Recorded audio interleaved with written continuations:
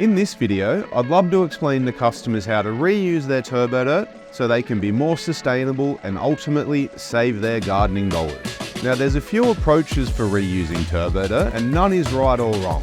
Now the first way to reuse your TurboDirt is to simply take the soil out of the pot and try and remove as many of the fibrous roots and stem that you can from the top of the pot itself. All those finer roots down the bottom will be absolutely fine just to leave.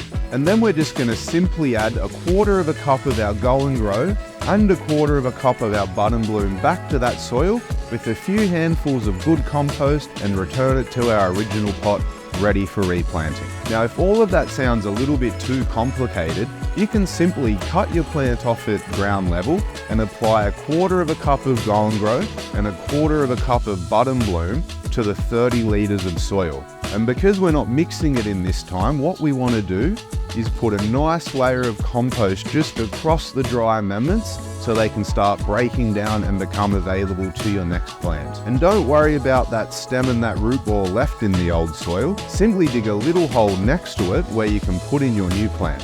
Now for customers with only 1 or 2 plants, the simplest way to water your soil is with one of these sprayer packs. Now for customers with larger gardens who just want to set and forget, these Blumat carrots are fantastic and come in a whole heap of different sizes. Now TurboDirt also works fantastic in self-irrigated planters and earth boxes.